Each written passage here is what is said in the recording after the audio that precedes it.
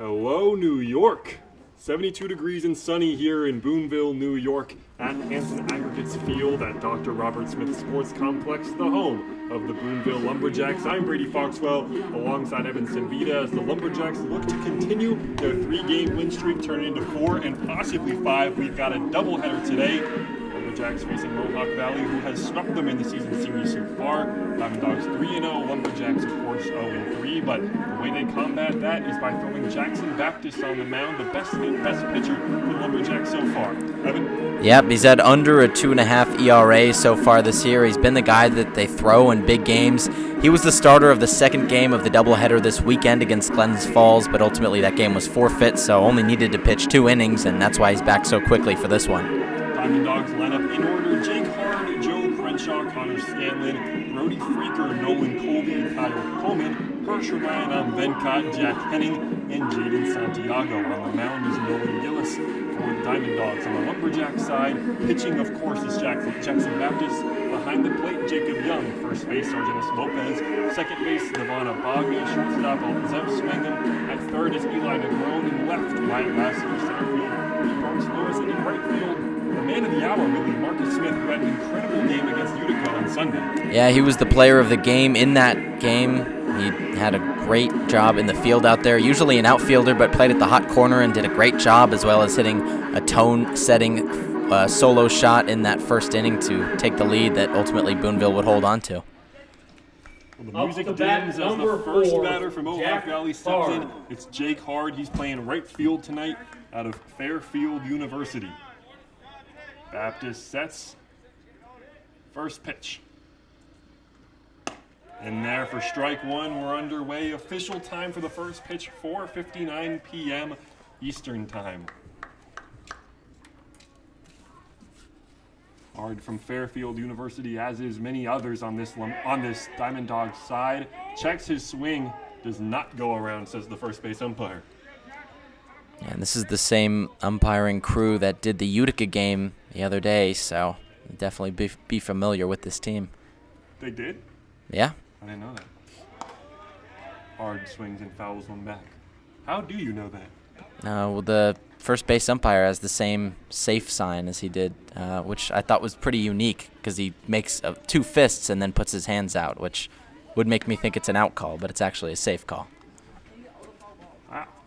That's great journalism, as that off-speed to Jake Hard is in there for a 4-pitch strikeout. That's Baptist's first of the game. Crenshaw. Great tone setter right there, especially to sit down Jake Hard, who's been their leadoff guy for most of this year. Comes into the game with pretty good average at 377, so great way to set the tone.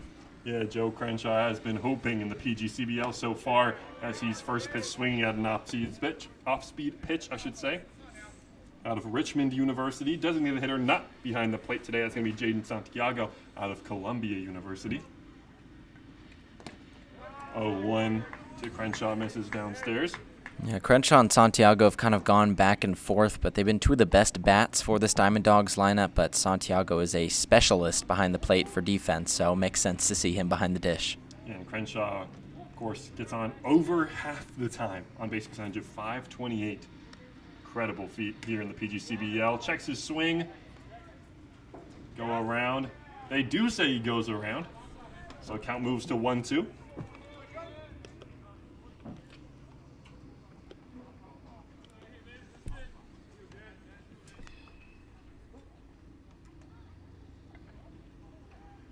Baptist 1-2. In there, that's back-to-back Ks for Jackson Baptist, who has been fantastic for the Lumberjacks all season so far and is hoping to do that today. He's only got 7 inning games today, 2 of them, 14 combined today. How many innings do you think Coach Christian Griffin is looking for out of his starter today? Well, we saw it last time out where he got 5 from his starter in the first doubleheader of the Glens Falls game. I think he'll be hoping for 6 out of Baptist if he can. First pitch swinging is Connor Scanlon. Fans on the fastball, also out of Fairfield University. Playing first base tonight. Baptist 2 Ks already.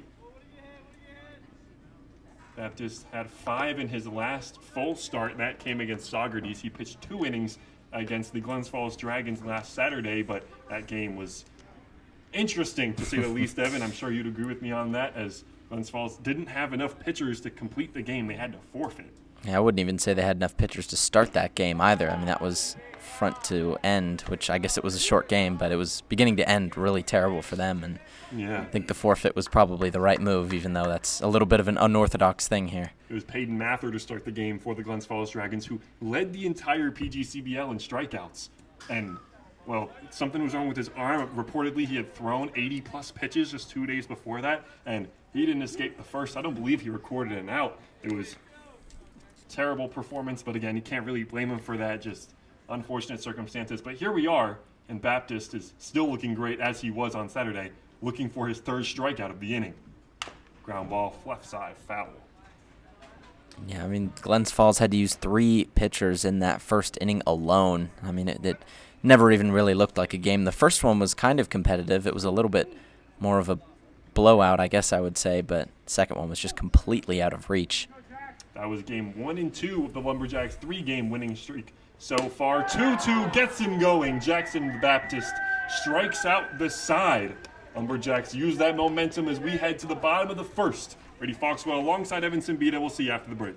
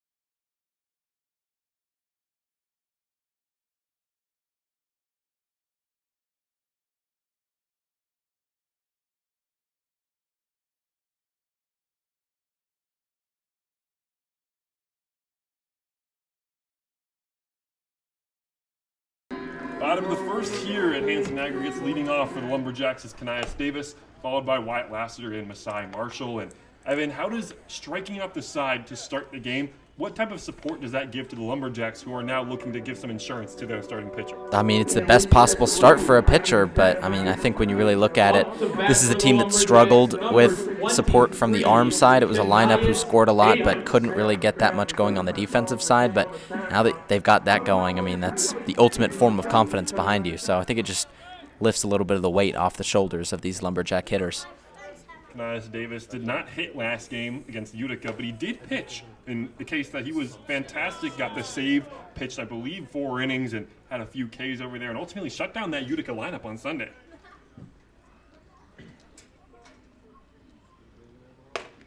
First 2 miss outside to Kanias Davis. He'll move 2-0.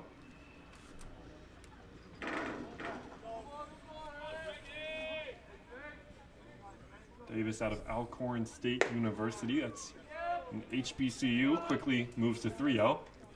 On the mound for the Diamond Dogs is Nolan Gillis, who is not yet in college.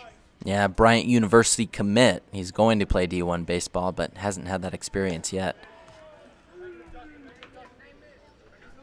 On the Lumberjack side, Oliver Lawrence is also in high school and yet to make his collegiate debut as Kanias Davis works a 4-pitch walk to start the game. Number 25, Wyatt Lassiter. Said earlier, Mohawk Valley Diamond Dogs have beaten the Lumberjacks 3 times. First time was the first game of the season for both teams. It was a 13-8 victory for the Diamond Dogs. The next game that followed was a 6-5 victory, also in Little Falls, New York. Third time around, the Mohawk Valley Diamond Dogs came here in a very high-scoring contest. That one ended 14-10. So what I'm getting from these games is that they're all relatively close, but also relatively high-scoring as well.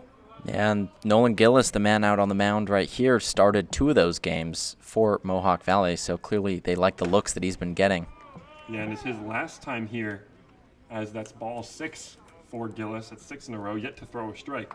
His last time around, he was pretty fantastic, but it was only in a limited time. He pitched 2 innings total against the Lumberjacks and only gave up 1 run, grabbed a strikeout in that time. He wasn't the winning pitcher. The winning pitcher of that game actually is playing third base today for the Mohawk Valley Diamond Dogs. That's Jack Henning out of Trinity University. Yeah, Henning has mixed in the field and on the mound. He's been a lot better in the field as a pitcher. He's not doing too good, 8.44 ERA, but did have that 1 win against Boonville. I think that's probably been the star of his season so far on the mound. You know how Laker fans complain that everyone turns into like their best form when they play the Lakers? I wonder if it's the same thing when they come to Hanson Aggregates to play the Lumberjacks. Definitely could be. We've seen some big performances out of these players that haven't really been supported by whole season. Well, the man at the dish, Wyatt Lassiter, who takes his first strike, he's been one of the best hitters on the team so far. He's only struck out 2 times all season.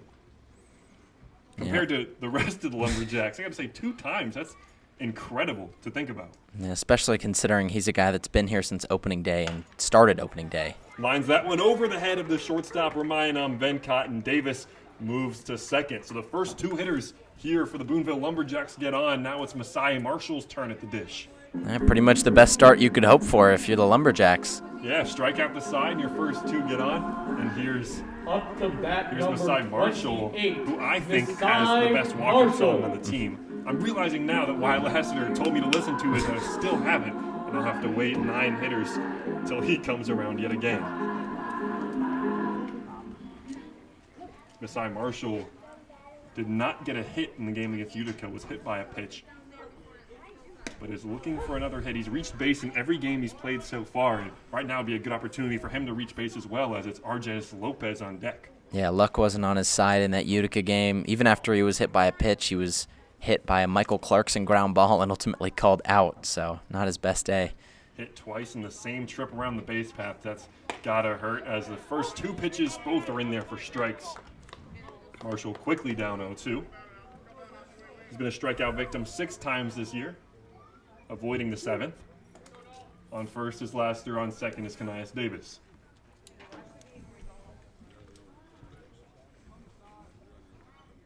Oh, 2.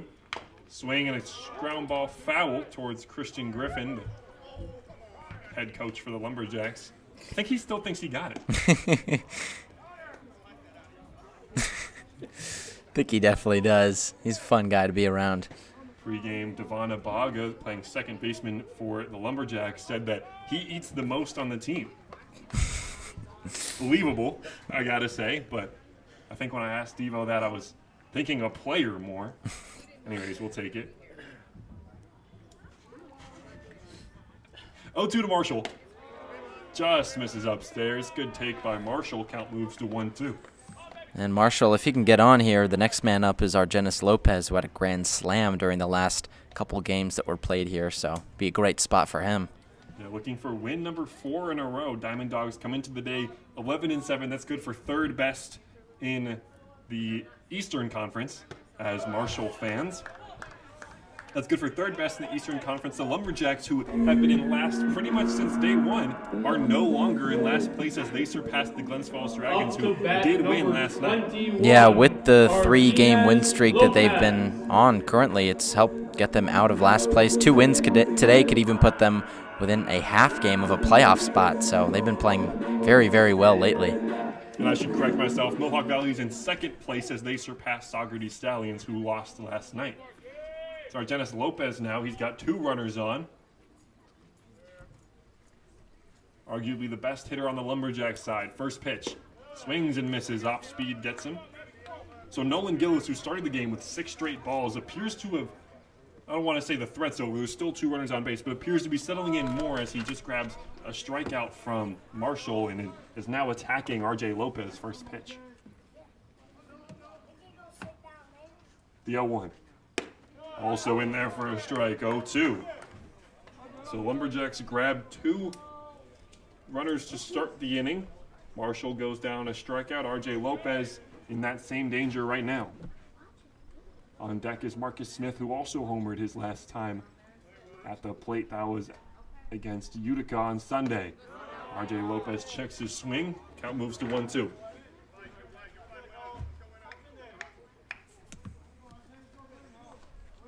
Game 1 of a doubleheader will be Jackson Baptist on the Lumberjacks side. Game 2 looks to be Eric Shepard, who was the first base coach against Utica on Sunday.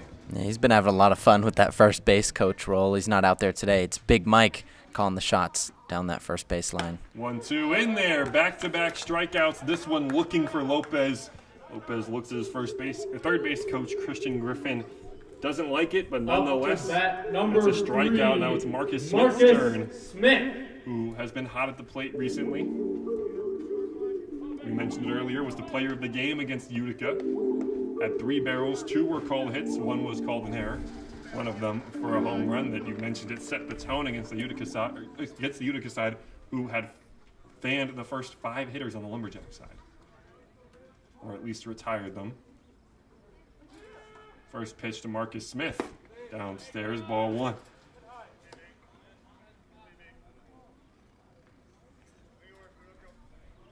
Smith, a true utility guy, played third base, also plays shortstop, but is in the outfield today, a place that we often find him as well. He's in right. 1-0 to Marcus Smith. Inside, ball 2. And right, obviously his preferred, or I guess I should say normal position that he plays in, but looked really good over at third. Not sure if that's because we weren't expecting it or because he was just making great plays, but he was solid and lockdown on the hot corner all day. And Utica's turf field definitely helps the infielders, even though Utica seems to always record lots of errors at home. 2-0, misses outside, ball 3.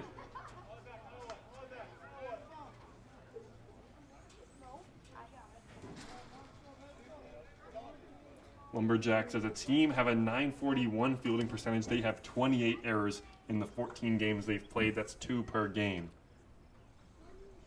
3-0 is in there for strike 1. Smith walks to first. He'll have to head back to the batter's box.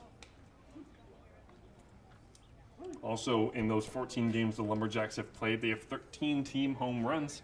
On base percentage just under 400 at .393. Hitters count 3-1 to Smith. Swings and fouls it off 3-2. Yeah, I don't think he was expecting the off speed right there. Clearly sitting fastball on a 3-1 count. Gutsy pitch from Gillis, who I believe just graduated. I don't think that high schoolers are still in school anymore. No, they are not.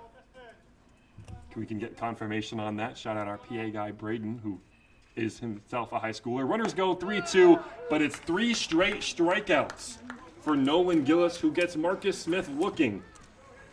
Pitchers dealing early here at Hanson Aggregates. Brady Foxwell alongside Evanson Beta on the Lumberjack Sports Network. We'll see you after the break.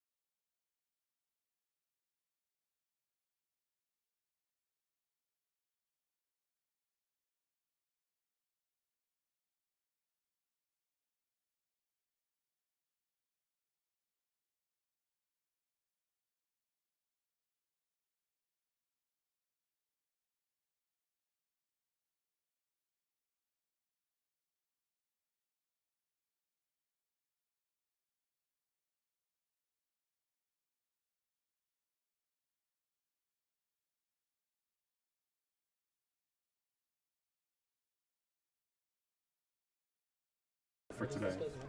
Top of the second here at Hanson Aggregates Field. After 3 straight strikeouts in the top of the first from Baptist side, the Lumberjacks let their first 2 batters reach, but then Masai Marshall, RJ Lopez, and Marcus Smith all struck out, 2 of them looking.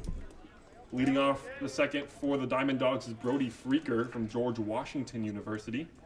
He's had pretty decent amount of success against the Lumberjacks, I'd say, in his 3 games played. 1-0 grounds to the shortstop, Swangam. Long throw to RJ Lopez at first is in time. 6-3, they'll call it. Swangam. It's a tough play, but RJ Lopez at first, a tall frame, is able to get to anything as long as you throw it somewhere towards his direction. Yeah, and we saw him in right against Utica, not his position that he plays the most, but looked comfortable out there as well. And Christian Griffin trying to change up the matchups here just to see what bats he can get in the order. But all the fielders, he's put them in different positions, and they've all played well. First pitch swinging is Nolan Colby, the second baseman, also out of Fairfield University, hitting 5th today. It's 4 up, 4 down early for the Diamond Dogs.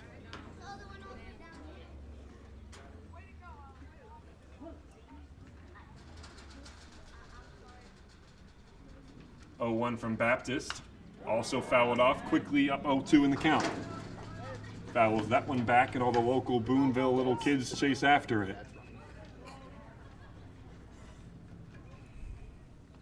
If you get a ball, you trade it into Mom's Kitchen for a free bag of candy. I think you can also keep it. 0-2, misses inside, ball 1. I wonder if any of the players, let's say you hit a home run, do you want that ball back?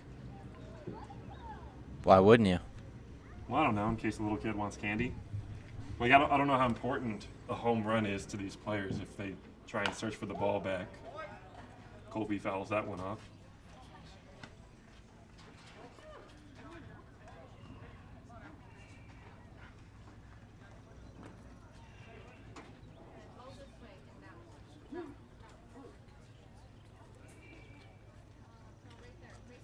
One, 2. Fouled off yet again. We'll do it again.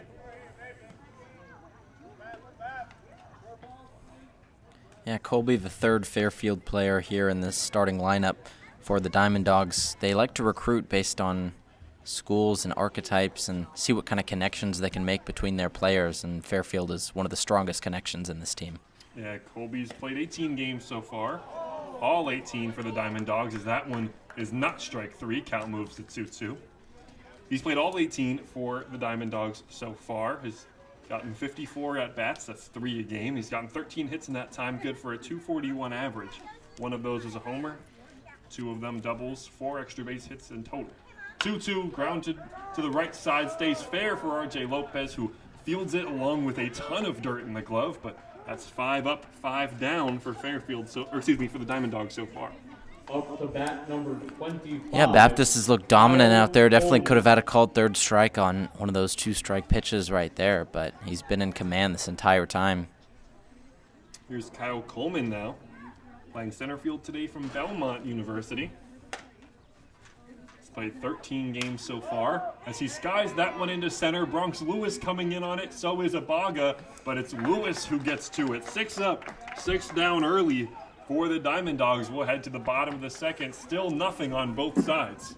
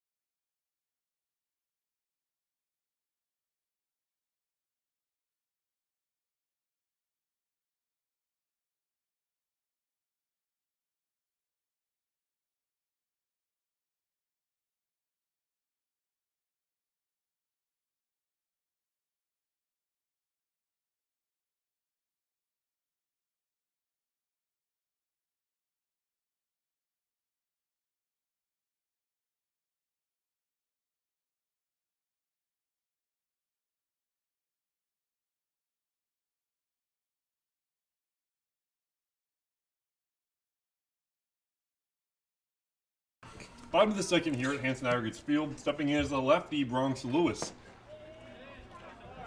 First pitch outside from Nolan Gillis. Lewis also played well against Utica. He grabbed 3 RBIs in the game. They only won by 1 run. Also had a game-saving catch out in center field. A ball that was a really far reach for him to get to, but saved the game for the Lumberjacks, who now move to 5-9. Yeah, there was certainly a case for him to be player of the game last time out as well. Marcus Smith at third was just too valuable, making all types of plays to save runs. Ultimately, Lewis made the one that saved a potential game-tying run from Bowden Fernsler, the third baseman on the Utica side. 3-1 in there. Excuse me, misses upstairs. Full ball for Bronx Lewis on for the walk. Up to bat number 4, Eli Negron. Here's Eli Negron now. He had the day off against Utica. He's back in the lineup now.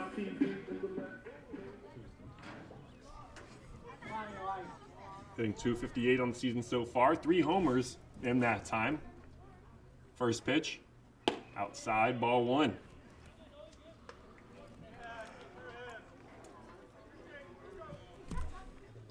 Negron's one of the guys who was really loud in that dugout on Sunday, cheering for Big Mike, Michael Clarkson, all game long. Yeah, it seems like everyone loves Big Mike. I mean, he's been, I guess, the talk of the town for this Boonville team for the last couple days here. I mean, it seems like everything he does, someone on this team is cheering him on. Per the Lumberjacks social media and Instagram at Boonville Lumberjacks. Sometimes their social media guy, he's really cool. He does these videos as Lewis takes off for second. He's in there with a stolen base. Ball goes into center field, but Lewis stays put at second. As I was saying about the Lumberjacks Instagram and social media, is their social media guy will go around and ask the players questions. The popular one was, who would you not let date your daughter? And then the one that came out today was, he would hand them a hat, and you had to pick something out, and it was shake hands with the guy who blank fit the category. And Michael Clarkson got funniest on the team. He got best athlete. That one comes from Negron, who takes that one outside for ball 3. That one came from Negron. And then he also got team chatterbox from Kanaya Status. On the who would you not let date your daughter side, Clarkson also got a pretty good amount of votes as well. Social media team killing it for the Boonville Lumberjacks. 3-1 in there for strike 2. Director of Broadcasting is also doing a pretty good job for the Lumberjacks as well.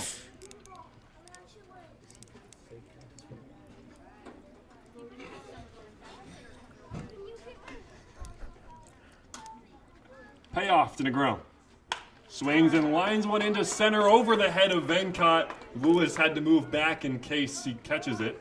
He doesn't, but he can move up to third. He will not come around to score. It's Devon Abaga's chance with 2 on to drive in a run. Up to bat number 11, David So both the first Abaga. inning and the second inning start the same way for the Lumberjacks with a walk and a jam shot single over the head of the shortstop.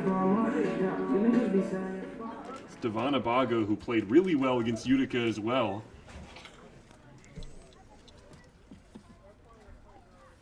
Grabbed a pair of hits, one of them being a double. First pitch in there for a strike. Yeah, Devon, he likes to hit doubles. Most of his doubles are 2 baggers, almost all of them. 4 of his 6 hits, and he leads the team in that category. It's Negron on third, Lewis on third. Excuse me, Negron on first, Lewis on third. 0-1 to Abaga. He's way out in front on an off-speed pitch. He's quickly down 0-2.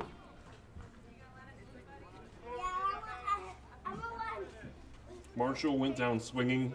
R.J. Lopez and Marcus Smith both went down looking in the bottom of the first, stranding 2 runners on. Diamond Dogs are yet to reach base. Negron takes off for second, but fakes it. As that was strike 3 to Abaga, he goes down looking. It'll be Zeb Swangham's chance with 2 runners on. Yeah, I think Negron could have got that one. He got a decent amount down the base paths before he ended up turning around and going back, but might have had that one on Santiago, who initially turned to third to make sure that Lewis wasn't gunning for home. Yeah, he went down further than I would think someone who's just trying to mess with the pitcher would. maybe potentially trying to draw the throw so Lewis can come around and score. I'm not sure you do that with no outs, but who knows? Here's Zeb Swingham. First pitch in there for a strike. Just got to get a deep fly ball to score a run here for the Lumberjacks. With Bronx Lewis on third, Negron potentially stealing. Fakes the steal, pitch to Swingham, misses inside, 1-1. Zeb Swingham was voted to not be an emergency lifeline from Michael Clarkson, and best ox from Tyson Harmon, the closing pitcher. Negron takes off for real this time, no throw, and he's in there with the stolen base as a cloud of dust comes up from second. Not the prettiest slide into second, but a steal nonetheless, and now there's two Dawgs on the pond, both in scoring position. Yeah, I think he pulled up on that slide a little bit, came in a little early on that one. You got to get the jersey dirty, though. It means you played. 2-1. Swingham skies one towards us, a foul and out of play.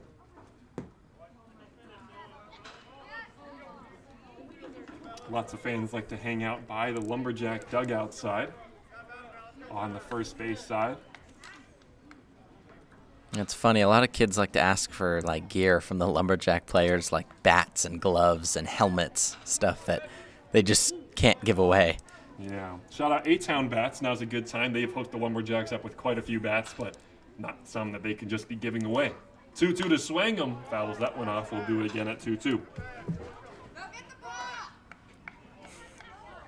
Yeah, we experienced that firsthand in the Utica dugout, or the away side of the Utica field, Donovan Murnane, on Sunday, where they were asking for bats, even gloves. Those aren't cheap, man. Those are 300 plus, especially at the collegiate level. 2-2 to Swingham goes down swinging. So back-to-back Ks here, and Lumberjacks are potentially leaving two runners on. No, not yet. Jacob Young still to bat in this inning. That's why I said potentially. At risk of Jacob Young, who now alternates with two Up catchers. to bat number Four, including 26, Michael Clarkson. Jacob He's done Young. one game behind the dish so far, so I'll say three, as Oliver Lawrence has recently just gotten here. He gets the day off after playing technically two in a row, the Glens Falls game, and then on the road at Utica on Sunday. Young first pitch in there for a strike. And the Lumberjacks are at risk of an exact repeat of the bottom of the first. Kanias Davis walks, Lassiter singles, 3 straight Ks. Bottom of the second, Lewis walks, Negron singles, 2 straight Ks. Young looking to avoid that. 0-1. And there for strike 2. And Young's a guy who struggled to start the season. All of his hits came in one game against Utica, and in 15 at-bats, that's all he's got to show for it. That game was on June 6th. Has not recorded a hit in 18 days. 0-2 is in there for strike 3. So it is 2 replicas of the exact same inning for the Lumberjacks. They've left 4 on in 2 innings. But we'll head to the top of the third, where Jackson Baptist is still dealing. Brady Foxwell, Evan Sambita. We'll see you after the break.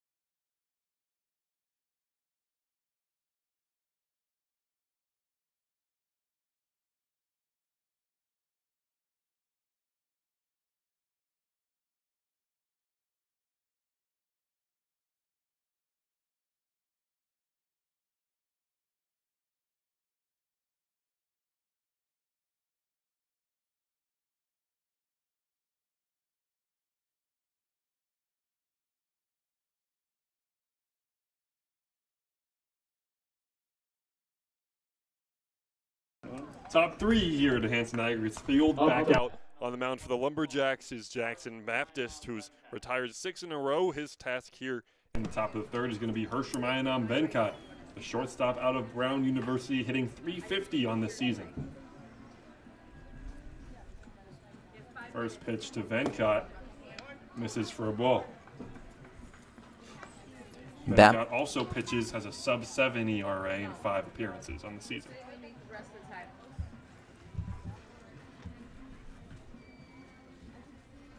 1-0. Swing and a line drive to the left side in for a single.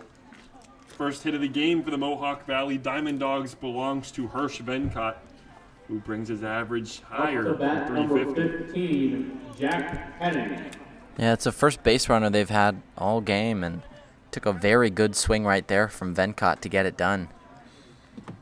Yeah, looked for the fastball and got it.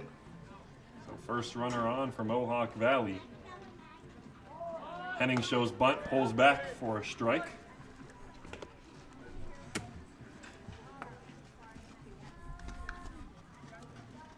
Jack Henning, as I mentioned, also pitches and pitched 3 innings in their last contest against the Boonville Lumberjacks. Henning shows bunt yet again, 0-1. Pulls back, that one misses for a ball.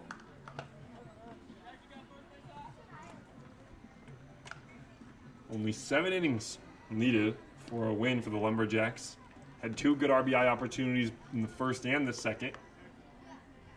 It's the end of the order for the Mohawk Valley Diamond Dogs. Jack Henning with Jaden Santiago on deck.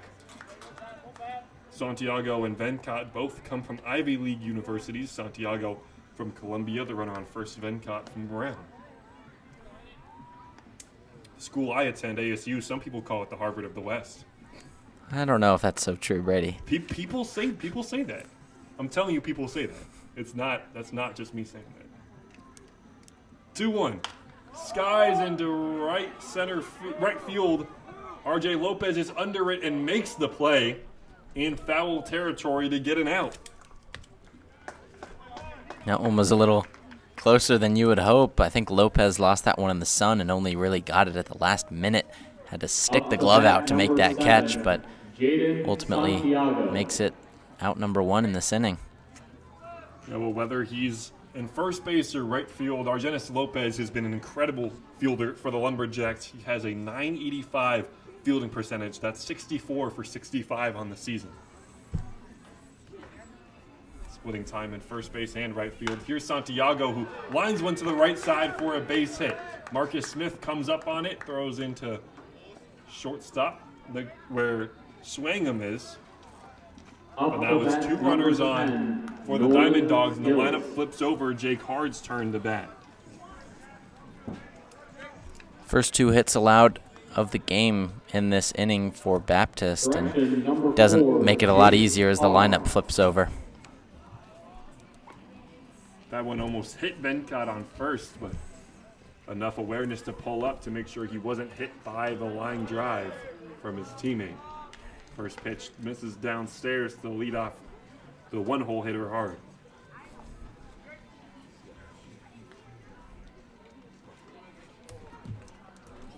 Hard was the strikeout victim in that first plate appearance in the first inning. Hopefully Baptist can get another one right here.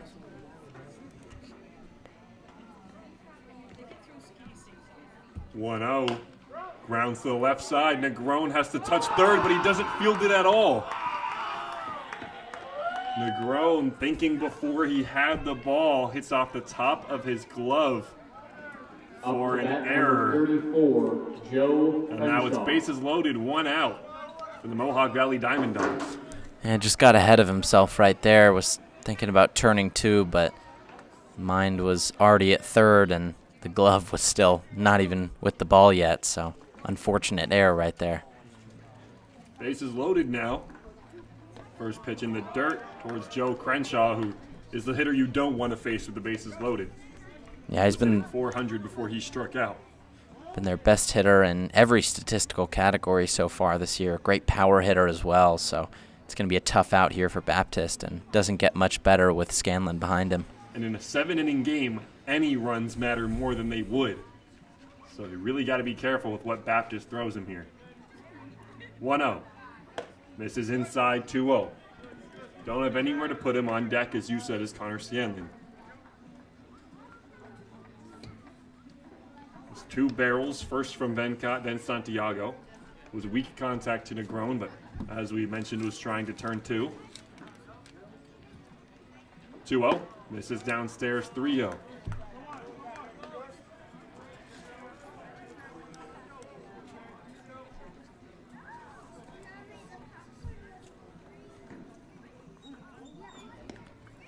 Venkat on third. Santiago on second. Hard on first. The 3-0 grounded towards Baptist, who throws onto home to get the runner Venkat, which is clutch for the Lumberjacks.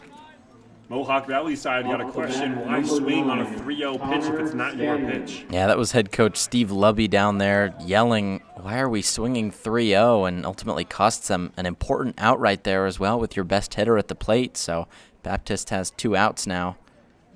Great opportunity here to shut this inning down.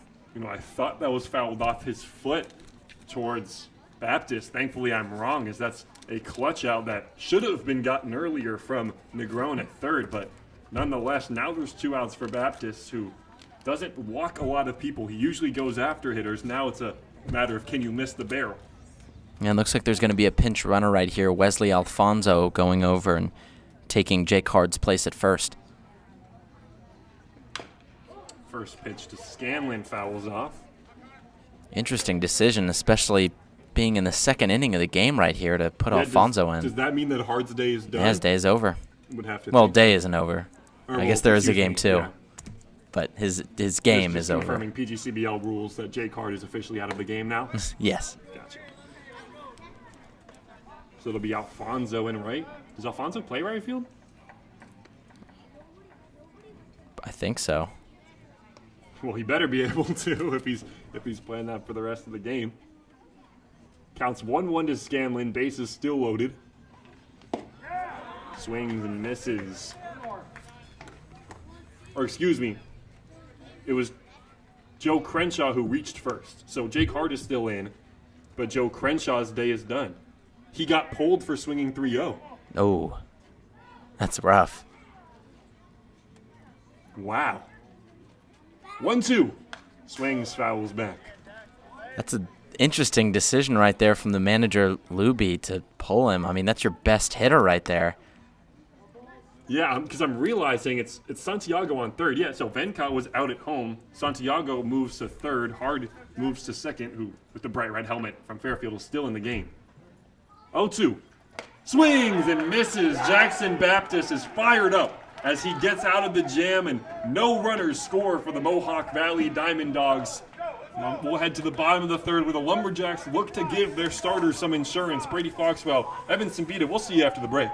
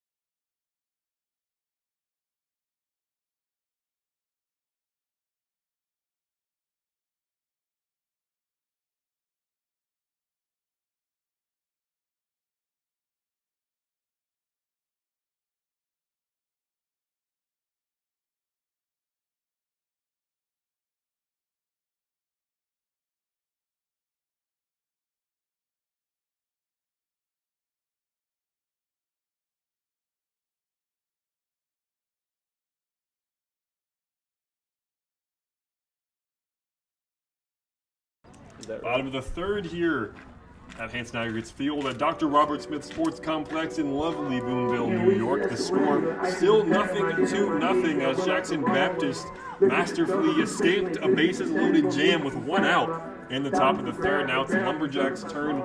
Elias Davis leads off as the lineup flips over, but it's a new arm for the Diamond Dogs in similar fashion to the last game Nolan Gillis' day is done. They're throwing in a new arm. It's James Lester. Yeah, James Lester with a 23.4 ERA so far this season. Hasn't been the best. He has pitched twice against Boonville so far this year. First one was a 1.2 innings no-run performance, and the second was a 1-inning no-run performance. So while he's struggled on the year, his best performances have been against the Lumberjacks. Yeah, as we were giving the Laker comparison early. But in that last time he pitched against the Lumberjacks on June 7th, he was the save that he got. He was the last pitcher thrown out as Davis grounds that one to Hirsch Vencott at short. 6-3 first out here in the bottom of the third.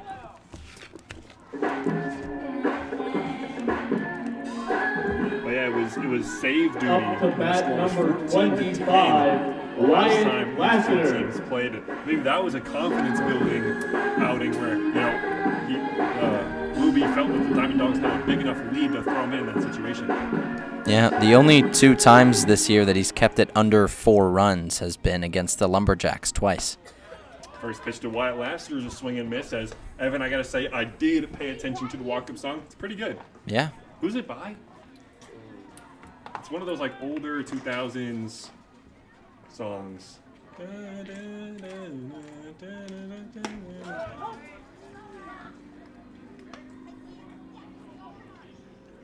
You don't know, I assume? No, I don't. I'm not sure. Not your type of music. No. Count quickly moves 0-2 to Lassiter, who doesn't strike out much. Takes that one outside for ball 1. It's pretty hot here. At least hotter than it's been in recent days. 72 degrees it says, but humid as Lassiter fouls off the 1-2. Yeah, it's been colder for a lot of these games. Certainly a lot of rain delays and even more cancellations. But nice day for some baseball out here. Yeah, Lumberjacks off tomorrow, which means we're off tomorrow. And I think it's a good day for fishing tomorrow, possibly. Could be fishing, golfing. See where the day takes us. It's by Nelly. Oh, I should have known that then. That might be before 2000s then. Lassiter's walk-up song. I'm not sure. I'm not too well versed. Me neither. 2-2. Misses outside 3-2. So Lassiter works the 0-2 count to at least 3-2, making the new arm work. You know, I feel like the more time I spend here in Boonville, the more I say new arm and not new pitcher. Lassiter goes down on strikes. First of the day for Lester.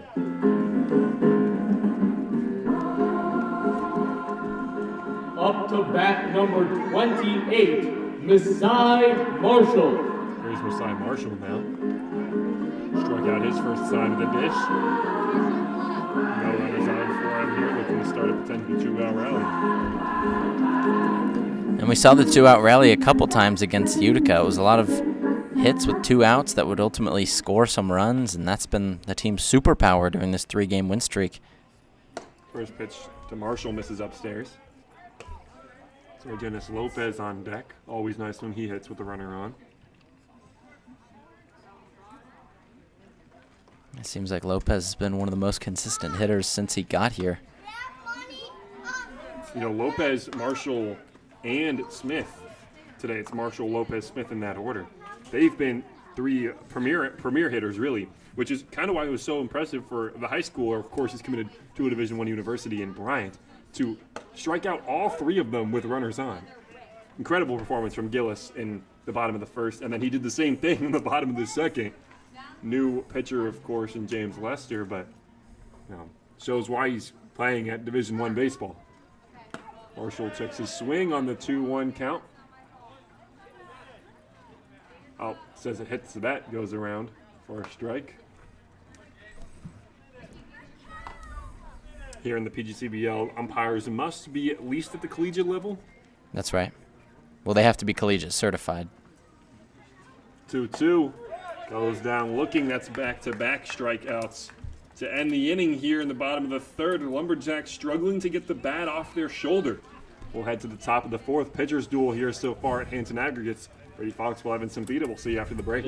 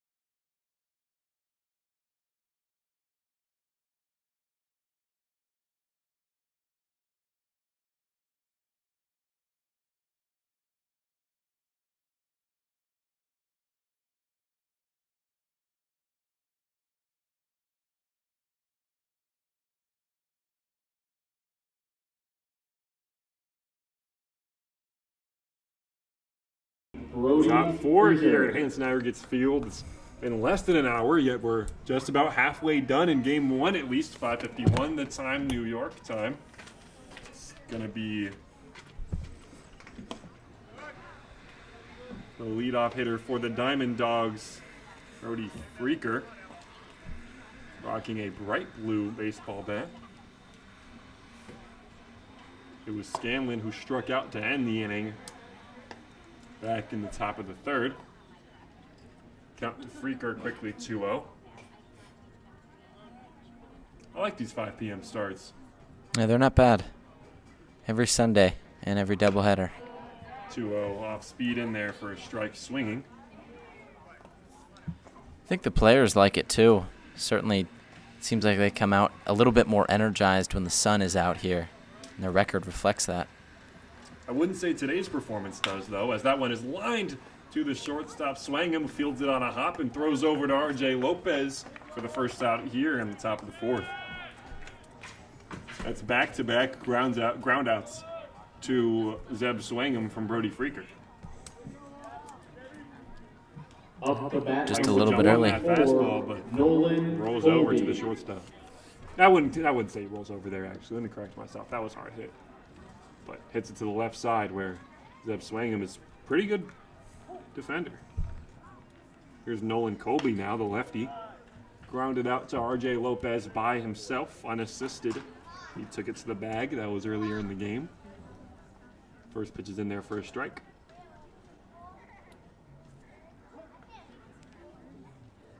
0-1. Grounded up the middle for a base hit.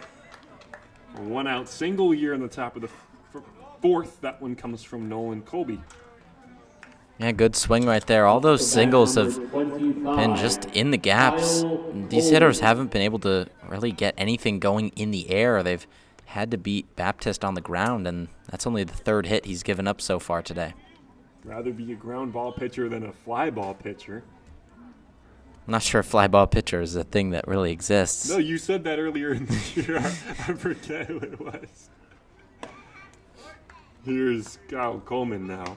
I swear, you said he was a fly ball pitcher, and I was laughing because I wouldn't want to be called a fly ball pitcher.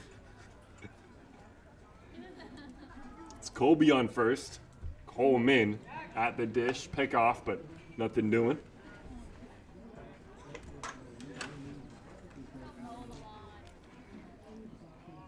Now that school's out, I think the crowds for these Lumberjack games are getting better. Yeah, certainly seems like there's more kids next to the dugout at every game. Back-to-back pickoffs. Nolan Colby still at first. I mean, if I were a kid growing up here in Boonville and there was baseball every day, not that far from my house, I think I'd probably be here just about every home game. That's not too bad at all. Come down to Mom's Kitchen, grab you a hot dog and an icy. I know you're big into the hot dogs, as I've learned. Yes, I am. I say that with pride, Evan. It's the perfect ballpark food. I think a burger is better. No, A nice not. cheeseburger is better than a hot dog any day. No, it's not. Well, I mean, in general, I'd say a burger is my favorite food, but at the ballpark, you go for a hot dog. As Colby takes off for second, Young pump fakes, throws down to second, but Colby is in there for a stolen base. Yeah, I don't think Young had quite the right grip on that one, and rather than rushing the throw and throwing it into center field, he just had the extra pump fake there, but ultimately too slow for Colby. So it's a runner in scoring position now. Only one out here. Counts 2-1 to Coleman, the center fielder from Belmont. 2-1. Swings and misses. Fouls that one back. Svenkot on deck. Okay, so if you had to rank like ballpark foods, what would you rank them then? What are my options? Well, Burger, ballpark hot dog. foods. You know, I wouldn't say sushi's a ballpark food, so just, you know, you go to the ballpark, what are you grabbing? Well, I guess this is sort of a unique situation, but every time I'm an Angels fan, I go to Angel Stadium. Oh, I'm sorry to hear that. They have brisket mac and cheese bowls out in left field. Okay, That well, is. I don't think they serve that in Boonville. I don't think they serve that in Boonville either. But you asked, I go to the ballpark. What do I buy? Every single time I go to an Angels game, I go straight to the mac and cheese over in left field. How often do you go to Angels games? Not as much as I'd like to, since I'm always here in New York. 2-2 just misses. Count moves to 3-2 on Coleman. Okay, but now let's say you're Evan Simbita. You go to Adirondack High School. You're coming here on a Wednesday. What are you grabbing from Mom's Kitchen here at Hanson Aggregates? I'm getting a cheeseburger easily. Anything else or just a cheeseburger? It's got a pretty good amount of options, I'd say. I think I might grab a slush puppy down there as well. I haven't had one yet, but I'd like 3-2 to. grounds it. PFP right back to Baptist. The runner Colby moves to third, but that's 2 outs now here at Hanson Aggregates Field. In steps Hirsch Venkat, who singled his first time around. Up to bat number 21. Say that one more time. I think I'd have a slush puppy along with my cheeseburger as well, just because I haven't had one. So cheeseburger, slush puppy, that's it? No popcorn, no nothing? Nah, I don't think so. What would your order be? Just 4 hot dogs and that's it? 2 hot dogs, a bag of popcorn, and a slush puppy. The blue one, though, because I tried the green one and I didn't like it as much as the blue one. First pitch to Venkat is in there for a strike. But when I'm at Chase Field, the home of the Arizona Diamondbacks, I usually go with the cinnamon Wetzel's pretzel bites. Those are unparalleled. Those are, I mean, misses inside towards Venkat. Those are fantastic, man. It's more of a mall food though than a ballpark food. I mean, I'll give you that, but you know, you went with the Angels brisket, which sounds pretty good actually. Now that we had some pretty good brisket in Syracuse. We're getting too off topic. 1-1 to Venkat, swing and a miss. Counts moves to 1-2. But at Chase Field, they also have this thing called the churro dog, which is a chocolate bun, a churro, vanilla ice cream on top, with whipped cream over that, and then chocolate drizzle with cherries. I bet you're all over that, huh? I've had it one time because it's like $20. It runs you like seriously. It runs you $20. 1-2, swing and a miss. Still no runs allowed from Jackson Baptist, who has been fantastic today. We'll head to the bottom of the fourth, where the Lumberjacks are still looking to score their first run. Brady Foxwell alongside Evan Simbita. We'll see you after the break.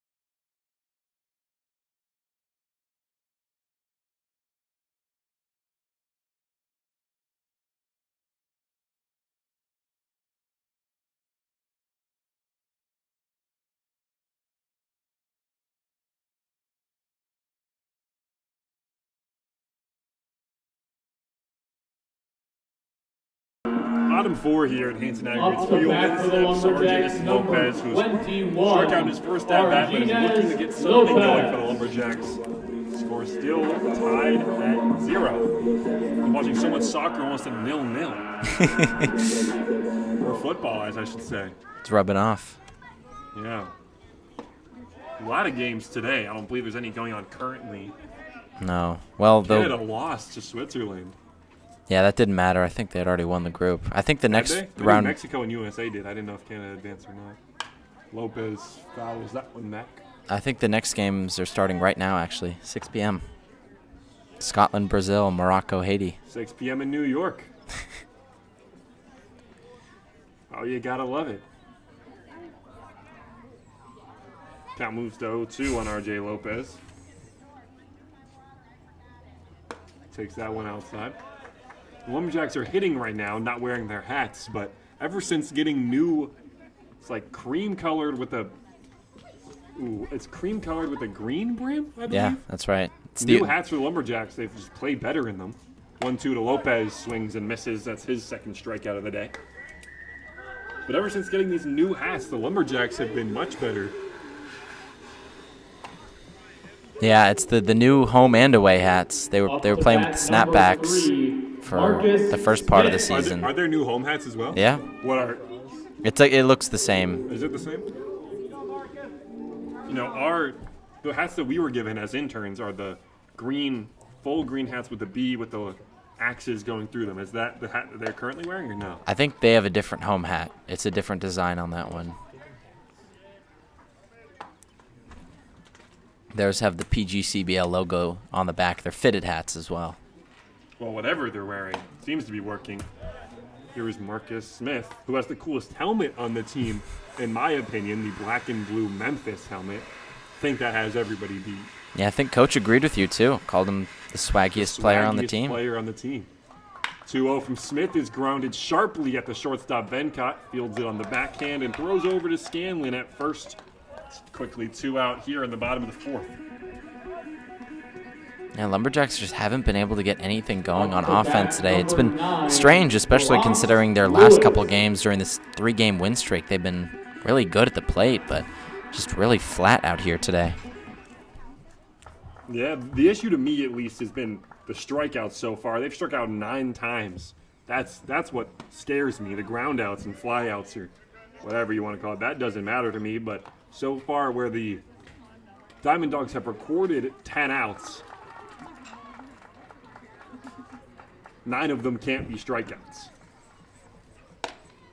Or excuse me, they've recorded 11 outs and 9 of them are strikeouts. That is disappointing to say the least.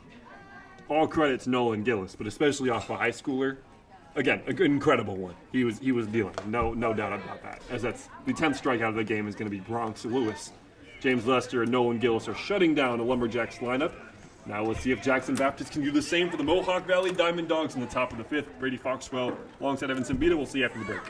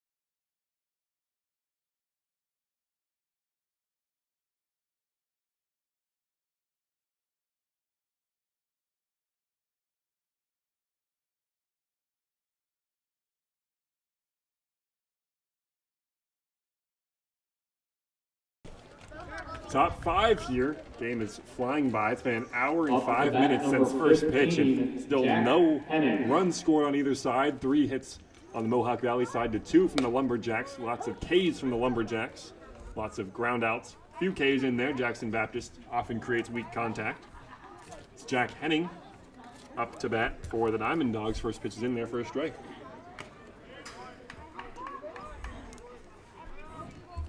Yeah, we've definitely said it a lot so far this year. It's just when the team strikes out as much as they have been here today, it's impossible to plate runs. I mean, there's not that many men on, and when they are on, you're just stranding them where they are. You know, I gotta say, it's a lot more fun winning than losing. I like being in the broadcast booth, as that's a 3-pitch strikeout towards Henning. I like being in the broadcast more, talking about their successes more than their struggles. Yeah. Luckily, they're still in this one because Baptist has been pitching excellent so far here today, but Bats just need to get going. These Baptist innings aren't going to last forever. He could potentially go 7 innings, though, with the efficiency that he's gone through 4 1/3. Here's Santiago. First pitch is in there for a strike. No Lumberjack pitcher in the bullpen. Likewise, nobody on the Mohawk Valley side. Did you see Lester in the bullpen before he came out? No, I think they've got their guys warming up kind of behind the dugout back there, which is interesting to me. They're not out on the field. Maybe a little bit of deception. The Boonville dugout can see that pretty clearly, though. I'm not sure who they're hiding from. Maybe it's us. I think it is us, Evan. I think they don't want to know when they're doing a pitching change. A little bit of home field advantage for the Lumberjacks. Their bullpen is not in play. Well, of course, it's foul territory, but not on the field, literally. Whereas for the opposing team, the Diamond Dogs in this case, they have to pitch on the field if they'd like to warm up. Counts 1-2 to Santiago.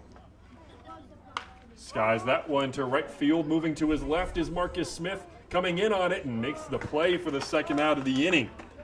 A tough fly ball. Smith took a questionable route to get there, but ultimately the swaggiest player on the team makes out number 2 here for the Diamond Dogs. Yeah, that one was a little bit closer than you would have liked. It looked like nearly a snow cone catch as Smith had the glove right at hip level making that catch. It was a very close one, but a good out for catch, or a good catch for out number 2. Here's Jake Hardy now. Thank you for the pronunciation correction in the chat, by the way. We apologize. Jake Hardy now, the leadoff hitter. The one-hole hitter, I should say, as the lineup flips over. Struck out his first at-bat. He's grounds that one for a base hit on the left side. First pitch swinging. Yeah, they're going to score that one in air, I think. We'll see. I think they rule that in air. 38, Wesley Alfonso. Shouldn't have looked down at my scorebook. Yeah, they do call that an error. So there's the ground ball towards Swingham, who has been great so far. But E6 says now it's not Joe Crenshaw, it's Wesley Alfonso stepping in. I don't think we've seen a manager pull a guy for swinging 3-0 all year. That's definitely the first we've seen it here. No one's bigger than the program. Yeah, even your best hitter in a close 0-0 ball game. Already on first, the 0-1 towards Alfonso, swings and misses 0-2. Yeah, I saw the pinch runner, and I guess PGCBL has a little bit different rules than professional baseball, and I figured there was some way that you could pull him, keep him in the game still, but no, Wesley Alfonso, the full DH switch for Crenshaw, who has also had success against the Lumberjacks as well. Runner on first takes off. Young's throw to second is in time to get the runner Hardy. So it's 5 scoreless for Jackson Baptist with a little help from his catcher, Jacob Young. We'll head to the bottom of the 5th. The Lumberjacks hope to get the bats off their shoulders. Brady Foxwell, Evan Simbita on the Lumberjack Sports Network. We'll see you after the break.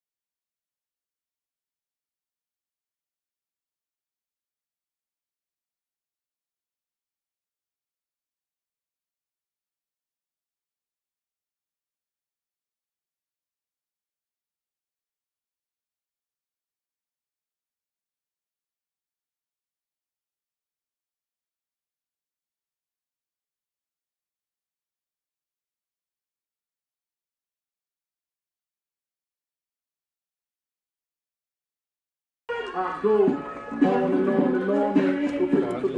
and welcome back to Up to Anson bat Agnett's for the Field. Boonville Our YouTube Lumberjacks, broadcast number for Fox 4, Sports Evans and Eli Negro Negro. leading off the bottom of the 5th here with the Lumberjacks. Likewise with the Diamond Dogs have been struggling to get anything going. Lumberjacks stranded 2 in the first, 2 in the second, and haven't reached base since, including 10 strikeouts in 12 retired batters. And if there's anyone who can get you going, though, it's Negron. He's got some pop in his bat and could even send one over the fence. Still on the mound for the Diamond Dogs is James Lester. And I think this is the reason why Marcus Smith was named to be the player of the game against Utica. Because, of course, it was only 2 innings, not 5 as seen here. Or 4, I should say. But Boonville wasn't hitting anything. 5 straight outs to start the game, and it was Marcus Smith in the 6th spot who took a fastball the other way and left the yard. And after that, the Lumberjacks jumped on that arm for a pitch walk to Eli Negron. He's on for the 2nd time today. But it was a home run from Up to Marcus Smith that bat kind for of your propelled the Boonville Nets Lumberjacks, to the Boonville number Lumberjacks side. 11, And I think that's kind of David why he was chosen the player of Obaga. the game, even though Lewis had more RBIs than he did. Not only was Marcus Smith incredible in the field, but he was the one who set the tone of the game. And now that's kind of what the Lumberjacks need, as there's still no runs scored through 4. Here's Devon Obaga now. Yeah, that was just a tone setter. I mean, we talked about that on the ride home from that Utica game, but it helped the Lumberjacks extend those good vibes. They were coming off a 2-win day against Glens Falls the day before, and it just helped the team stay in the right headspace. That's why it was so massive. Devon Obaga, while we talked about that Utica game we mentioned earlier, had a double, went 2 for 3 that day. So there's going to be a little pitching mound to talk to James Lester, the righty from Emory University, not too far out of Atlanta, Georgia. And I think this is a good mound visit right here, considering hasn't been off to the best start this inning. He's been pretty solid so far here today, but just got to get it straight here, especially against the bottom of the order. It's Obaga with Swangam on deck and Young in the hole.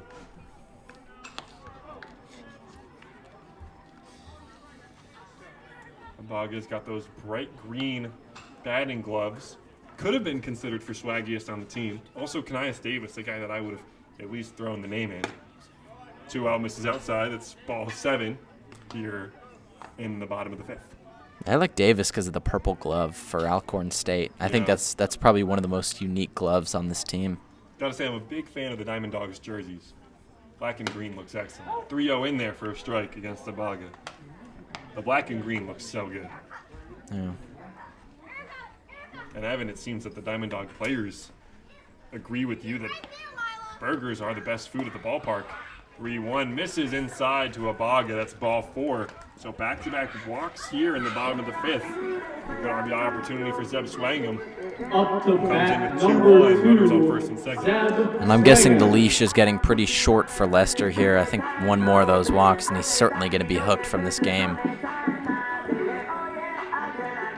In game 1 of the doubleheader on Saturday against the Glens Falls Dragons, Zeb Swangam had a 3-run homer to the right side of the field. Now would be a good opportunity to do the same thing.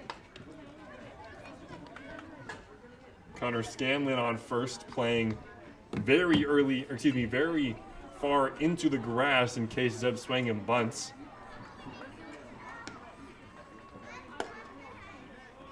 (1-1) the count. The third baseman Henning playing just outside of the grass. I can only assume to also be for a bunt. Middle infielders Colby and Ramayan Venkat play middle infield double play depth. Ground ball to the third base side, takes a weird hop and is into left for a base hit. Rounding third is Eli Negron, who will be in there. An RBI single for Zeb Swangam, and the Lumberjacks take the lead here in the bottom of the 5th.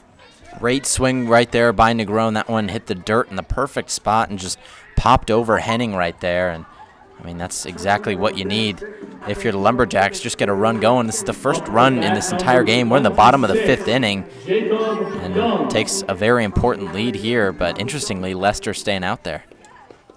So it's Obaga on second, Zeb Swangam on first. They backpick to second, but Obaga isn't moving. Jacob Young struck out looking his first time around.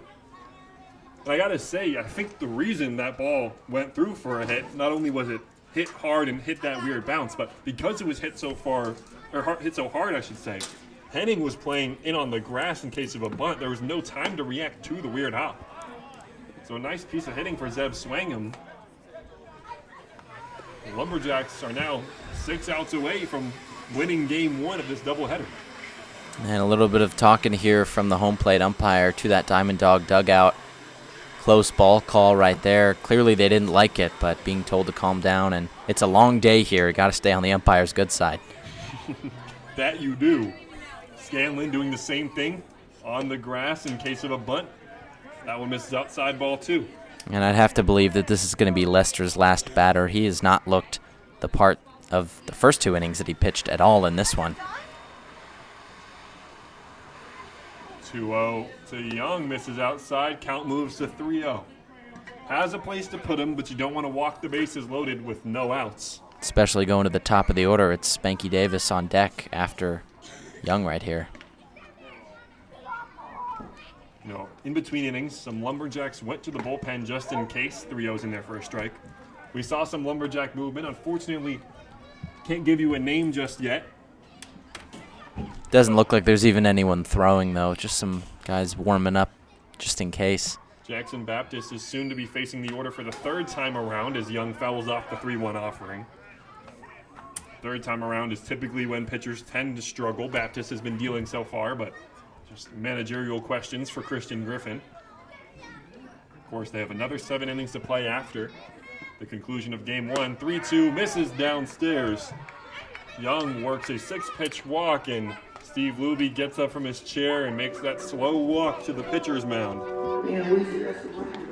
Yeah, ultimately a little bit unfortunate there for Lester, but his command in this inning has dropped off of a cliff, and it's ultimately gave up the lead here in this game. So it'll be a new arm for the Mohawk Valley Diamond Dogs. The bases will be loaded for Spanky Davis. Brady Foxwell, Evan Simbita. We'll see you after the pitching change.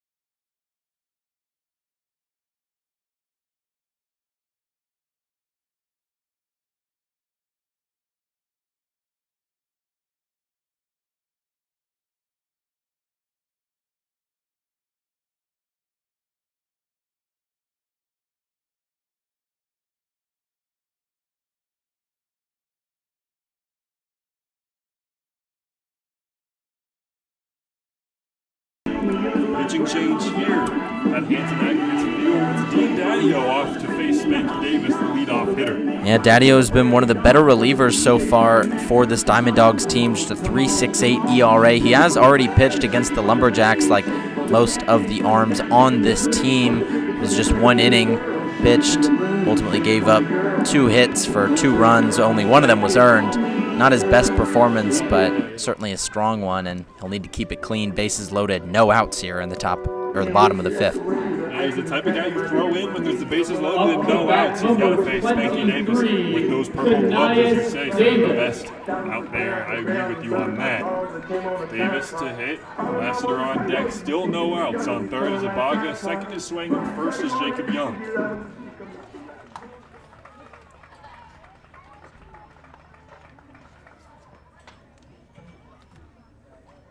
Infield not playing in, corners playing closer than they would otherwise, both just on the edge of the grass. Middle infield still playing in double play depth.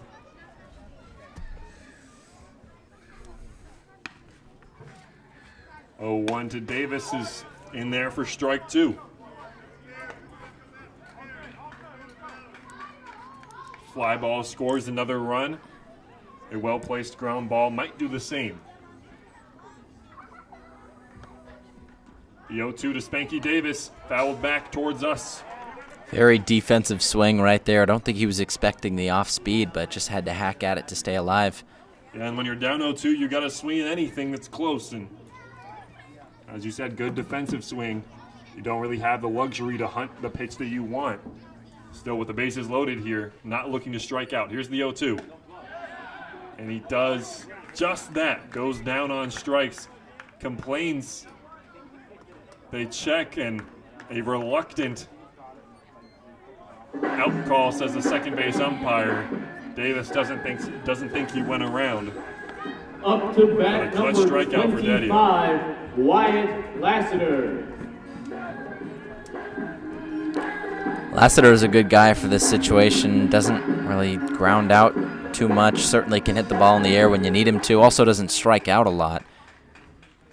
He did his last at-bat. Looking to avoid one here. First pitch off speed is in there for a strike, clips the top of the zone. And we've kind of seen it all year as well with the Lumberjacks. The sidearm delivery, they've really struggled against guys not throwing from that top arm slot. They've really struggled. There's been some submarine pitchers, some sidearm guys, and they really haven't hit that well off of either. 0-1. So Lassiter misses outside. And I think the reason Kanias Davis was kind of upset when walking back to the dugout there, like, of course, striking out with the bases loaded hurts, but I think he's also upset, and this happened to Will Hill against Glens Falls on Saturday, when the home plate umpire makes a judgment on a check swing and doesn't even go to the other guy. Like, at least ask the secondary umpire. That's why he's there. As Lassiter fouls, that one goes out of play. At least ask the other umpire. That's the reason he's there. And if it's not undoubtedly a swing, why call it is my question. Yeah, that was Will Hill in the first Glens Falls game here just a couple days ago where he got hosed on a checked swing, which didn't look like he went, certainly from us up here, and asked his teammates down there. It didn't look like he went on that one either, but umpire didn't even appeal, just made the call by himself. Santiago calls time to speak to his pitcher before the 1-2 pitch towards Lassiter, who we mentioned doesn't strike out a lot, has today.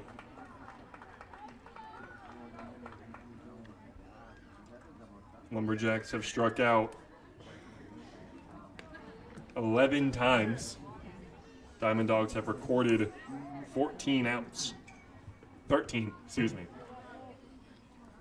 11 of the 13 outs have been strikeouts. Lassiter at risk of number 12. And he is. Swings and misses, back-to-back strikeouts with the bases loaded for the Lumberjacks. And now it comes down to Masai Marshall.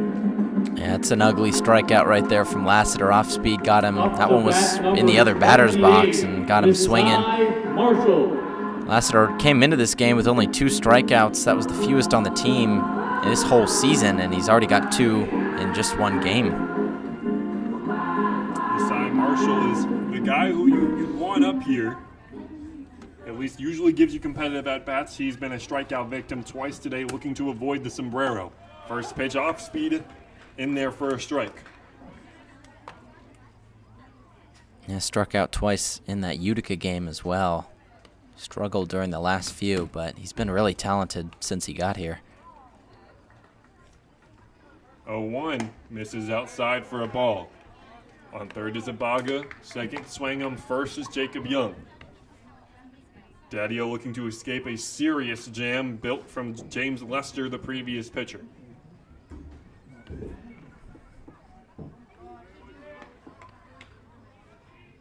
One to Marshall. Fouled back, 1-2. Just like that, Daddy-O, one pitch away from escaping the jam. And a lot of these hitters are really out in front of these pitches. I don't know how fast they think Daddy-O's throwing, but even his fastball from the sidearm slot has looked pretty slow out there. 1-2. Swing and a miss. Masai Marshall for the third time today. And the Lumberjacks put up nothing after having the bases loaded and no outs. One run, of course, scored earlier off the bat of Zeb Swangham, but we'll head to the top of the 6th where we see if Jackson Baptist can do it again. Brady Foxwell, Evan Simbita, we'll see you after the break.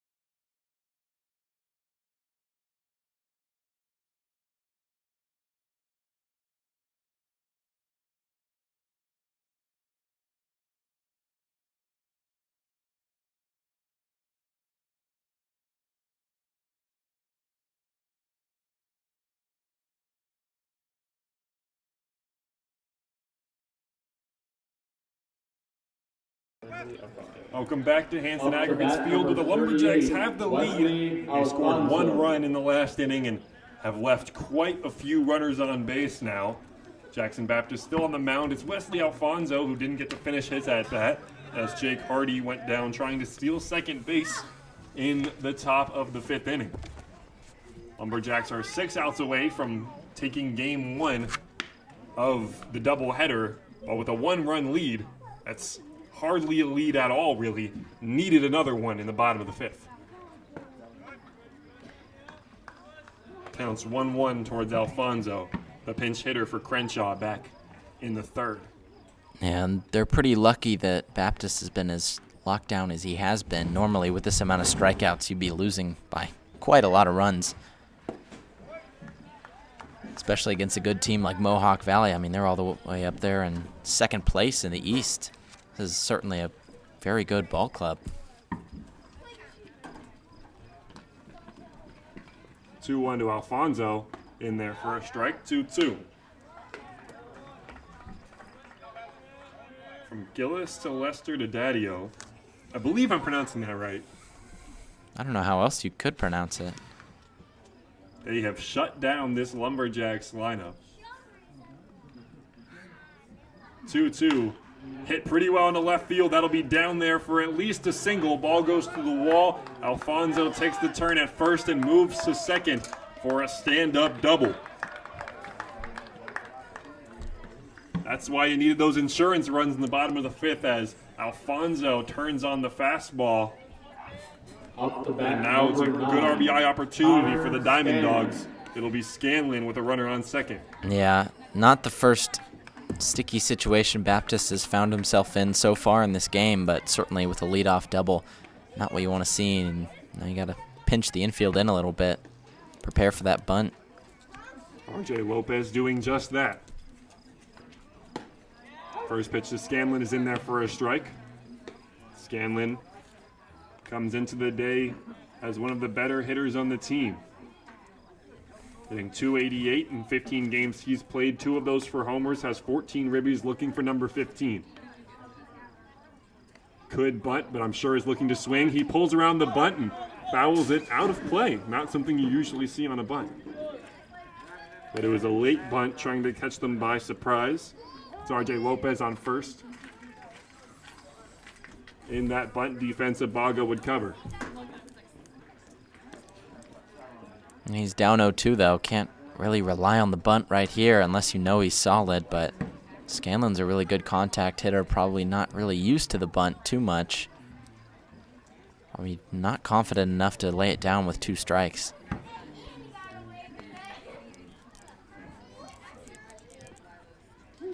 0-2, it's Swangam holding on the runner Alfonso at second, which leaves a hole in the left side of the infield. 0-2 gets 3 swings and misses for Connor Scanlon, who goes down on strikes. It'll be Brody Freaker's chance to drive in Alfonso on second. And if the Diamond Dogs fail to score here, they'll be not quite as upset as the Lumberjacks were to not play the runner with the bases loaded and no outs. But they've had opportunities as well, as the first pitch to Freaker swings and misses. Yeah, I mean, certainly when you get down to the crunch time, this is when you need to capitalize. But I mean, Baptist has been dealing out there all day. Scanlon, that's his 3rd strikeout swinging on the day. So he's been pretty dominant over this lineup the whole day. And as a pitcher, it would also help to have some more insurance runs. 1 is cool, but for the reason like that, a line drive into left field. Ball is fielded cleanly by Lassiter, who throws it into Negron, who cuts off. Now you have runners at the corners for the Diamond Dogs. And Nolan Colby coming up, who's singled in his last at-bat. Yeah, not the greatest situation. Certainly Baptist feeling the pressure here. I mean, even if you got one more run in that last inning, this would be a lot less of a high-leverage situation. But they're just going to have to figure it out. There is an arm warming up in the bullpen, so might see this coming up soon. But for the moment, he's just got to get some outs. Double play ball could be big here. Double play ball would be really helpful. A strikeout would as well. But with the way Baptist is pitching, he usually pitches towards contact. He has 7 strikeouts today compared to the Lumberjacks as a team striking out 13 times.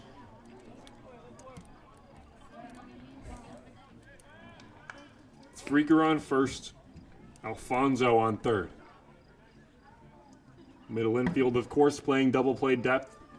Corner infielders looking for a chance at home if possible. 1-0 to Colby is fouled off, count even at 1-1. And Colby's solid, good contact guy. Hasn't struck out so far today, which not a lot of these Diamond Dogs hitters can say, but if he can put one in play, he has to be in the outfield. Colby has 1 home run on the season, hitting .241 coming into the day.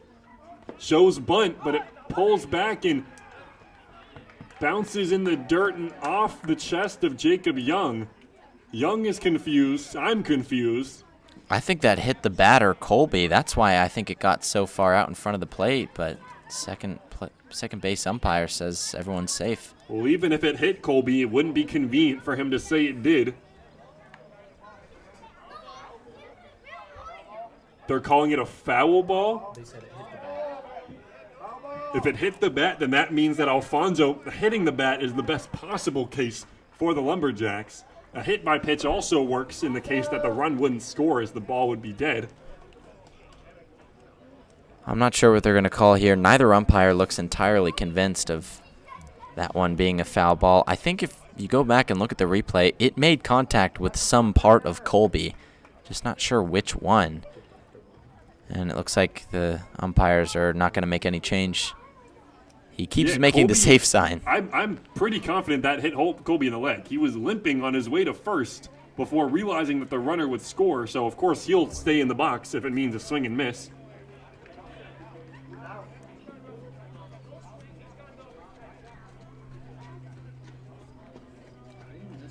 Yeah, I'm pretty sure that definitely hit Colby. I mean, it. You know, I think in a case like this, you don't ask the player if it hit him, if it's not beneficial for him to say if the pitch hit him. I mean, Evan, I'm looking back in the broadcast. He is limping on his way to first, clearly in pain. That ball hit his leg. Like, again, obviously, I'm not trying to discredit him. Like, of course you say it didn't hit you. But as an umpire, you got to have the jurisdiction to say, like, no, either if you call it a foul ball, which would be the wrong call in this case. Yeah, he's still biasing that back left leg because it hit him in the leg, but the umpire's just not picking up on it.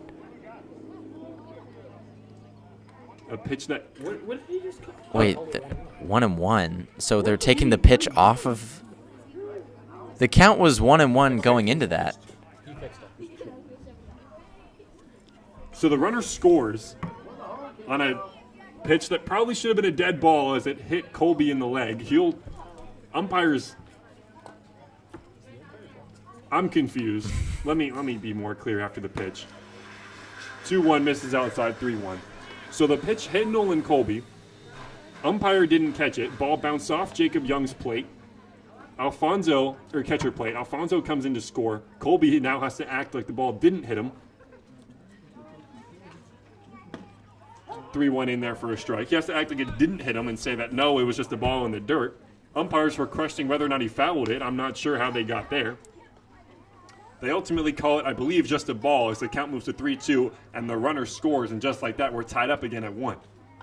3-2 to Colby, swings and misses, goes down on strikes, so ultimately some redemptive quality of that at-bat for the Lumberjacks as they get the strikeout from it. Maybe should have just taken the hit by pitch. Kyle Coleman. Yeah, I feel like the run still scores there. It's now a tie ball game, and in a game where the bats have not gotten going at all for the Lumberjacks, they'll definitely feel disadvantaged by that call. First pitch to Venkat is up and in for ball 1. Excuse me, Coleman, I should say. Venkat on deck.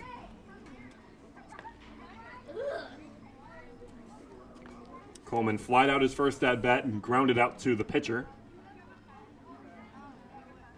1-0 is in there for a strike. The off-speed lands. And again, Evan, this is what we were saying earlier. With the bases loaded and no outs, plate one more. Yeah. And, a still masterful inning from Jackson Baptist. Ultimately, he gets shot with a run here, and the game is tied up again. Count moves to 2-1. Pitch misses far outside.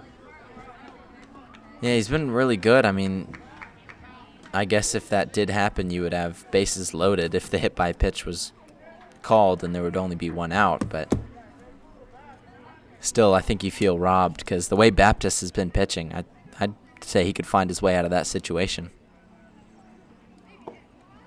2-1 misses downstairs. Count moves to 3-1. On deck is Venkat. Single and struck out today.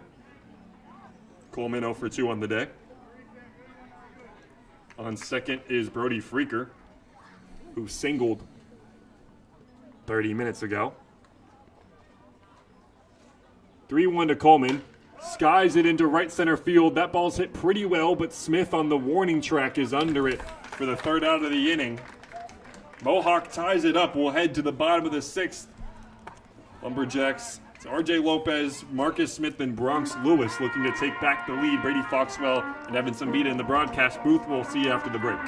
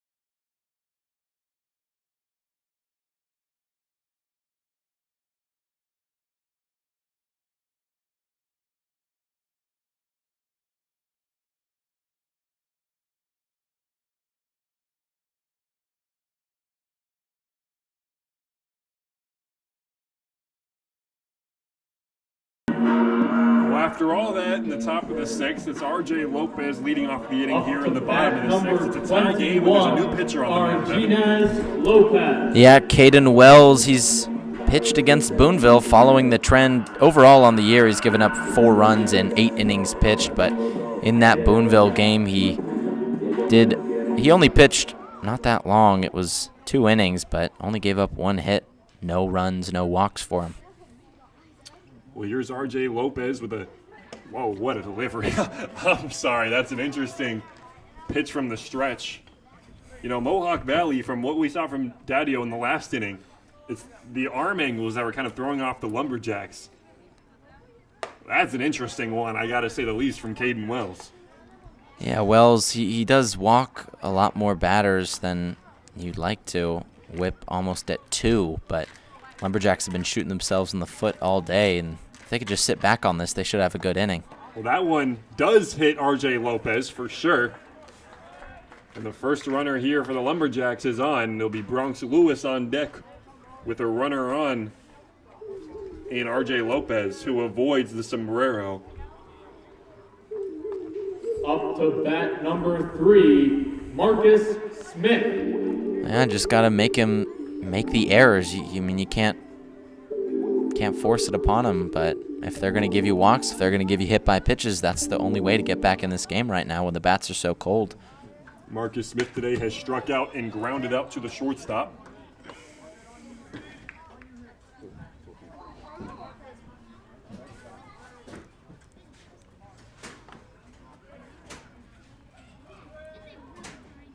Oh, 1 from Wells. Very, very slow hop speed that's in there for a strike. A bit of a euphemus right there. Yeah, landed for a strike, though. I don't think the Lumberjacks have the best of scouting reports on these arms. 0-2, swings and fouls it back. I don't think that's true. Have you seen the CG Unlock scouting reports in the dugout? Well, I mean, to an extent, but you don't know if he has a 71-mile-an-hour ephus pitch that doesn't look anything like the fastball. I mean, maybe if you seek it out and hunt it, you're better suited to hit it, but I mean, that's pretty hard to hit, as that one misses upstairs for ball 1. So R.J. Lopez on first base, Marcus Smith still in the dish. No longer sunny here in Boonville, New York. 1-2 pitch. Went back to the ephus. That one misses up high, 2-2. See, now I think you sit fastball after the ephus misses back-to-back pitches. You just got to get off the arm slot. Yeah, but that's the one thing that this team doesn't do so well at, is recognizing the arm slot and putting the ball in play. Now, if you're R.J. Lopez, you might seek the ephus and try and steal second, as Marcus Smith with a swing and a drive. That ball is gone.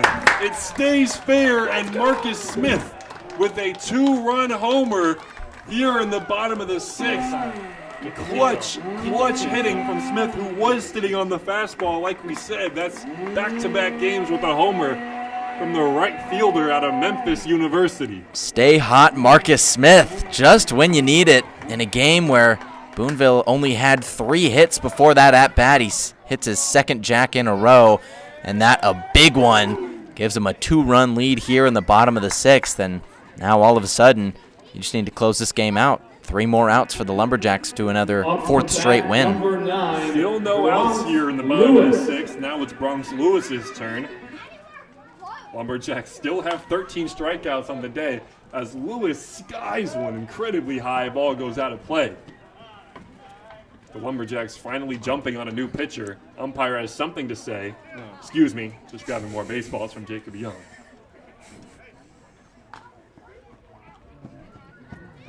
Got to go back to that Marcus Smith homer. I mean, the question wasn't whether or not it had the distance. It was only whether or not it was staying down the line. Oh, looks like there's going to be a bat check here. Is grabbing the bat from Marcus Smith. Yeah, it looks like they're going to be a bat check. I think some of these bats with the metal rods, some of them are legal, some of them are not, and it looks like they're checking to see if this is deemed an illegal bat. Bronx Lewis will be called out, and also I think he might be done for the day.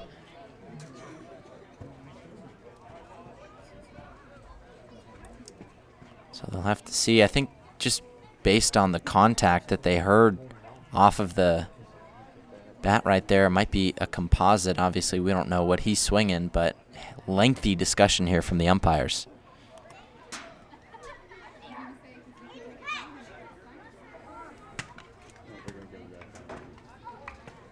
Yeah, A-Town bats helps out a lot of the Lumberjack players, but as people come and go, they like to switch them out. Not sure if that's a bomb bat that Lewis is using. I'm not sure if anyone on the team uses a bomb bat. Not sure. Well, it looks like they've given it the okay. It's an interesting game, I gotta say. Yeah. It's really been a lot of the umpires' decisions, especially with this crew that we've seen, these two umpires here that have kind of provided some interesting calls. I mean, I think they were also here for the Glens Falls game, which provided its own challenges. 0-1 to Lewis. Pitches in there for a strike despite a check swing.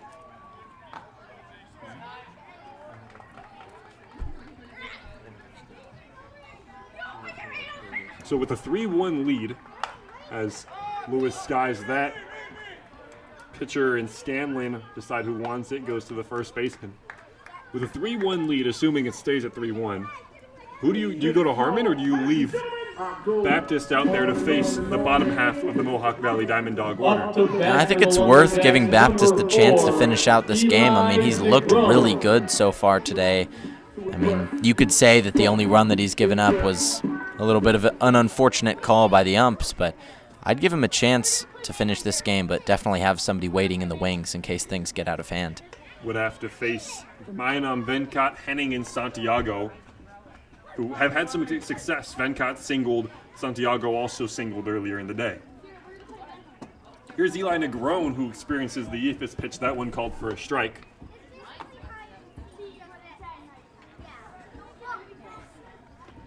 Count moves to 1-1 towards Negron. Goes back to the Ephus. That one inside for a ball. On deck is Abaga. One out here.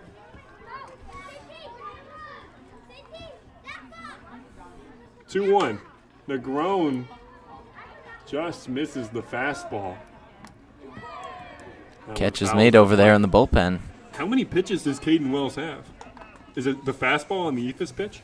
Seems like he's got a slider. It's hard to really tell because of the arm slots, but there's definitely a pitch with a lot of movement that kind of stays low. And that isn't the Ephus pitch? That isn't the Ephus. Makes it easier to sit on the fastball because when Marcus Smith was up, I was under the impression he had two pitches, the Ephus and the fastball, as Negron goes down on strikes, which would make the fastball, just in that case, sit fastball and adjust to the Ephus just to put contact on it. Bat number 11. When the count moves to 2-2, I think it's fastball count. Negron goes down on the fastball there. So, yeah, I guess a 3-pitch mix would have to make sense there. Here's Abaga. 0 for 1 on the day, struck out, worked a walk as well. First pitch in there for a strike. Negron was having a pretty good day at the plate with a single and a walk. Baga has reached base. Here it's back-to-back games now. Yeah, Baga's kind of starting to heat up at his first multi-hit game in the last one in the Glens Falls game. 1-1 misses outside, ball 2. And the Diamond Dogs have 2 pitchers warming up, both behind the Hanson Aggregate scoreboard in left field. Neither wants to be on the bullpen that is just outside fair territory down the third base line, as Abaga hits that one pretty well, but right at the right fielder, Hardy, who makes the play, and we'll head to the top of the 7th, where the Lumberjacks look to close out on win number 6. 2 runs of insurance to do it. They'll face the bottom half of the Mohawk Valley Diamond Dogs order. It's Venkat, Henning, and Santiago. Warriors.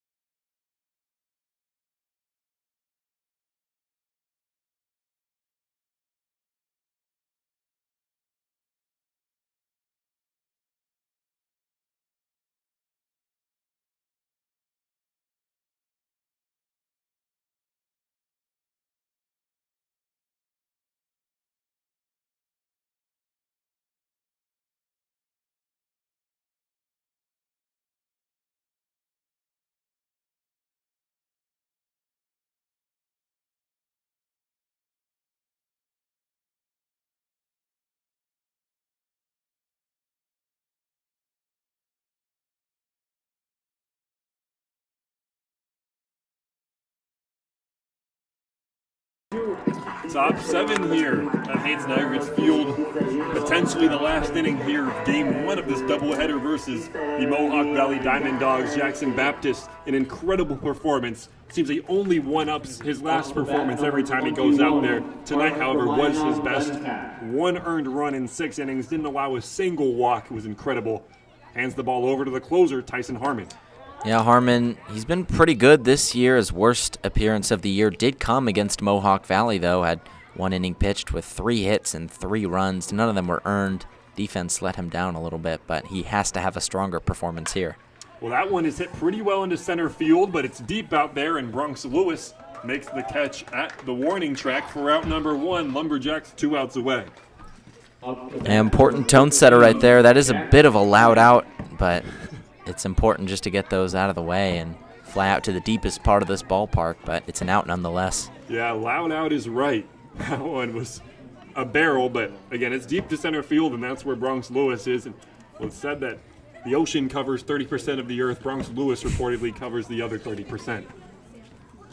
At least I'm the one saying that. Here's Jack Henning now, 0 for 2 on the day with a fly out to R.J. Lopez in foul territory, and he struck out his next time around.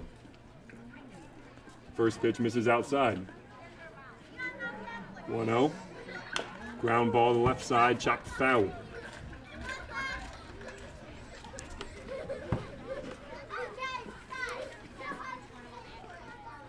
Yeah, Harmon, you mentioned 3 hits, 3 runs, none of them earned.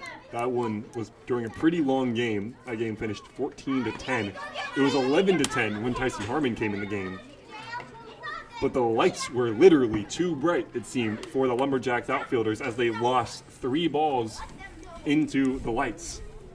Those runs came around to score. Game ended 14-10, effectively over for the Lumberjacks. Yeah, that was unfortunate because you really thought that Boonville could have come back in the bottom. Ground ball to Negron at third, who throws over to R.J. Lopez. It's 2 quick outs here in the top of the 7th. Lumberjacks 1 away. 7, Jaden Santiago. Comes down to the catcher, Jaden Santiago. Singled and flied out to right his last time around. And this is, if he can get Santiago here, this will be a very impressive performance from the Lumberjacks. The pitching staff. From the pitching staff. Well, yeah, I'll give the whole team a shout out here. But yeah, the pitching staff specifically, as this team has only batted around 3 times. This is Santiago's 3rd time at the plate, and he could be the last out in this one. Well, he fouls off the first one. Count moves to 0-1. Harmon sets and delivers for the 0-2. Skied into right center field, moving over is Bronx Lewis, and he is there. The Lumberjacks take Game 1 of the doubleheader versus Mohawk Valley. Jackson Baptist was incredible, and it was Marcus Smith's go-ahead homer in the bottom of the 6th that solidify it for the Lumberjacks. That's 4 in a row now. But don't get too excited. They still have another 7 innings to play. Evan, you'll take them through the rest of that one. Looking at this Game 1 win, though, a 1-3, a pitcher's duel from both sides. What can you take away from this performance?